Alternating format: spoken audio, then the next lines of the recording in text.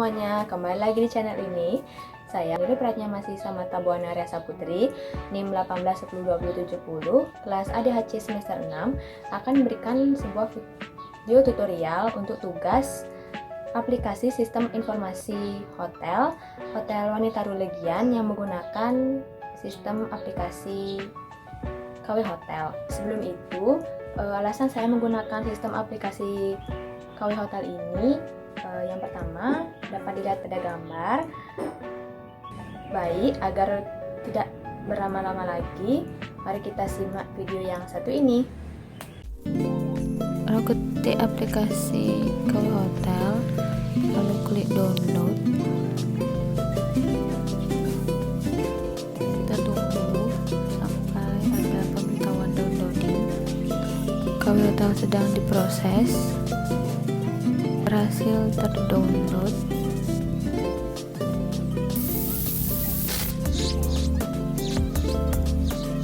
Bila ada pemberitahuan seperti ini, klik next, yes ataupun finish. Dan ini merupakan tampilan dari KW Hotel. Baik, di sini merupakan tampilan awal dari KW Hotel.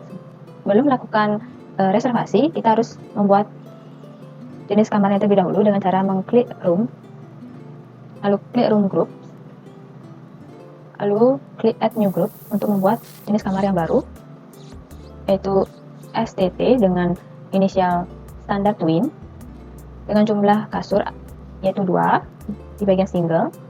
Lalu untuk harga, kita gunakan harga yang standar di angka $50. Lalu klik apply and add another. Lakukan hal yang sama hingga menjadi 9 jenis kamar yang berbeda dan harga yang berbeda juga sesuai dengan standar. Baik, di sini sudah terlihat 9 jenis kamar yang berbeda dengan harga rate yang juga berbeda. Lalu kita klik room list untuk membuat jenis kamar dan memberikan nomor kamar sesuai dengan jenis kamar yang sudah dibuat tadi. Lalu klik add room, ketik nomor kamar untuk 01 dengan inisial STT atau standar twin yang berada di lantai 1 dengan room group yang sudah kita buat tadi, yaitu klik STT. Terlihat jumlah kasur ada 2 sesuai dengan jenisnya, yaitu twin. Lalu klik apply and add another. Lakukan hal yang sama sampai ke 9 jenis kamar tersebut ada. Nah, di sini sudah ada 9 kamar dengan nomor kamar yang berbeda, dimulai dari 101 STT atau standard twin sampai 302 ESU atau executive suite. Jenis kamar bisa dibuat berbeda-beda sesuai dengan standar hotel masing-masing. Setelah ke-9 jenis kamar siap, lalu klik kalender untuk melakukan reservasi. Di sini sudah terlihat ke-9 jenis kamar, dimulai dari 101 pertama hingga 302. Di bagian ini merupakan jumlah bed yang tersedia. Di bagian sini merupakan jumlah kamar yang ada dan jumlah kamar yang siap dipakai. Baik, kita akan melakukan reservasi dengan cara memblok atau langsung mengklik add reservation. Namun terlebih dahulu kita akan menuju ke bulan Juli, di mana hotel kemungkinan akan buka. Kita pilih weekend karena biasanya banyak reservasi yang dilakukan di hari weekend. Misalkan untuk jenis kamar standar mulai dari tanggal 22 sampai 24, kita bisa klik add reservation untuk melakukan reservasi. Lalu akan muncul tampilan seperti ini. Kita diminta untuk mengisi data customer yang akan melakukan reservasi. Kita bisa klik add customer. Kita akan membuat reservasi di mana customer melakukan reservasi secara mandiri dengan nama Hanum Mrs. Lalu kita isi data-data dari customer, mulai dari satu di alamat tinggal, satu nomor telepon, dengan email, terus ID bila tidak ada, tidak usah diisi, nationality Indonesia, klik save. Di sini terdapat komen untuk special request yang diinginkan oleh customer. Lalu request welcome drink. Di sini sudah terlihat berapa orang yang akan menginap, yaitu 2 dewasa dengan harga 50. Reservasi ini hanya dischedulekan saja, jadi kita klik reservation schedule, lalu klik save. Lalu untuk sumber kedua, kita misalkan menggunakan travel agent yang memesan kamar DLT selama 2 hari. Itu dari tanggal 23 sampai tanggal 25. Sama seperti sebelumnya, itu klik add reservation. Lalu dilihat reservation date tanggal 23 sampai tanggal 25, yaitu 2 hari. Lalu add customer. Tuliskan nama travel agentnya, misalkan JTB. Isikan data yang lainnya. Lalu klik save. Nah, tidak ada special request dari kamu, berarti komen tidak diisi. Lalu kita pastikan di jumlah customer yaitu ada 3 orang, totalnya ada 700. Dengan paymentnya, bayar setengah dari jumlah jadi total keseluruhan. Lalu klik save. Lalu untuk reservasi yang ketiga, kita misalkan customer memesan kamar executive suite dari tanggal 19 sampai tanggal 24 selama 1 minggu. Lalu kita add reservation. Lalu di sini sudah terlihat check-in-nya dari tanggal 18 sampai check-out-nya tanggal 25, yaitu 7 hari. Kita sesuaikan. Lalu add customer. Kita tuliskan namanya Mr. Misalkan beliau berasal dari company ternama, Unilever. Setelah itu lalu klik save. Di mana Mr. Andi memiliki special request, yaitu diberikan welcome drink dan fruit basket. Untuk pembayaran dilakukan full sesuai dengan tagihan. Lalu kita klik full payment, kita klik save. Customer yang melakukan reservasi, di mana yang pertama itu Miss Hanum. Kenapa reservasinya berwarna kuning? Itu karena reservasi hanya dijadwalkan saja. Nomor yang kedua yaitu dari travel agent JTB Tours and Travel. Mengapa warna hijau di layar? Karena sudah terbayar hanya setengah oleh travel agent. Dan untuk yang terakhir, customer ketiga yaitu Mr. Andi dari company Unilever yang melakukan reservasi 1 minggu karena sudah membayar full. Jadi warna reservasinya di sini berwarna hijau tua sesuai dengan ketentuan yang sudah ada di layar di sebelah pojok kanan bawah. Nah, pada bagian departemen housekeeping, restoran dan kitchen menggunakan aplikasi Armadillo Software Hotel yang bisa di-download dengan mengetik kata tersebut di Google Chrome. Lalu untuk mendownload, pilih yang Armadillo Hotel warna ungu dan Armadillo Hotel Resto. Apabila sudah terdownload, maka akan muncul tampilan seperti gambar ini. Lalu klik Show in Folder. Klik kanan, lalu klik Run as Administrator. Pilih More Info, lalu klik Runway. Lalu klik Finish. Berikut merupakan 2 aplikasi Armadillo Hotel dan Armadillo Resto yang sudah berhasil terdownload. Pada bagian housekeeping, departemen housekeeping, gunakan Armadillo Hotel. Klik Armadillo Hotel. Lalu klik login di sini. Lalu untuk username dan password merupakan admin dengan huruf kecil. Klik OK. Dan ini merupakan menu utama dari aplikasi Armadillo Hotel. Klik Housekeeping. Pada menu housekeeping ini terdapat housekeeping status, di mana terdapat nomor, tipe, status, dan lokasi dari kamar yang ada di hotel Wanita Rugian. Terlihat inisial dan arti dari status kamar yang ada di hotel. Dan di sini sudah terlihat berapa jumlah kamarnya juga. Karena hotel yang saya gunakan itu hotel kecil dengan kapasitas yaitu 50 kamar. Misalkan kita klik nomor kamar 101 dengan tipe deluxe double bed dengan status FC atau vacant dari lokasi main itu merupakan center dari hotel.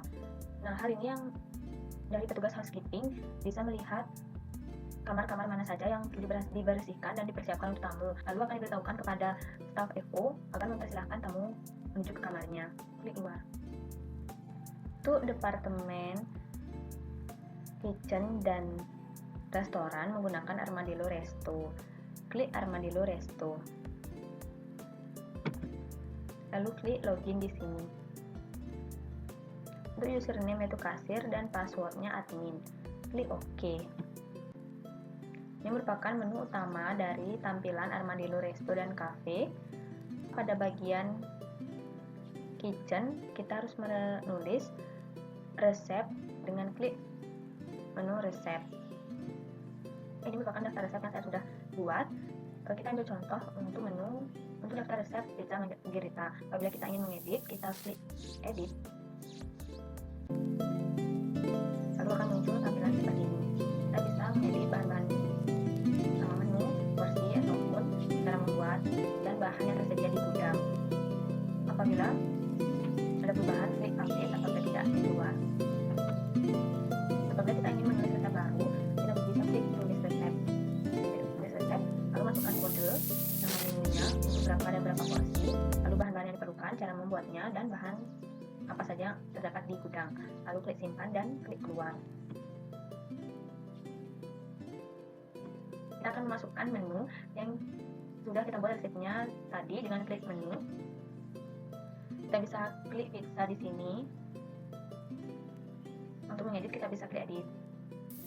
Lalu bisa memilih jenis dari pizza ini, bisa dipilih American food dan sebagainya. Klasifikasi, harga jualnya, kategori makanannya juga, food dan stoknya itu Y. Dan resepnya ini kita ambil dari daftar resep, yaitu menggunakan klik pizza margherita, lalu klik pilih.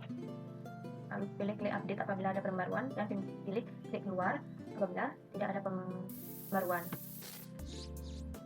Untuk membuat menu baru, kita klik isi baru dengan mengetik kode yang diperlukan, nama dari menu yang akan kita tambahkan. Kita akan masukkan grup dan klasifikasi yang mana, kita masukkan harga jualnya dan kategori lainnya, lalu klik simpan. Apabila tidak ada hal yang ingin dilakukan lagi, lalu klik keluar. Selanjutnya, pada bagian departemen restoran, klik kasir. Nah, di sini merupakan tampilan dari menu kasir yang digunakan di Armadillo Hotel System. Sebelum itu, kita harus menulis nomor meja dan di bagian mana duduk. Apabila tamu makan di tempat, pilih dine in OK. Klik pilih. Maka otomatis akan nomor meja keluar sesuai dengan pilihan yang sudah diklik. Selanjutnya, apabila tamu memesan makanan, kita pilih tombol menu. Di sini merupakan daftar menu yang sudah kita buat, di mana pizza margherita merupakan makanan sebelumnya sudah saya buat berdasarkan resep yang sudah saya tulis. Misalkan tamu memesan pizza margherita, klik pizza margherita, lalu klik pilih. Di sini merupakan jumlah pizza margherita yang dipesan. Misalkan tamu memesan 2, klik centang.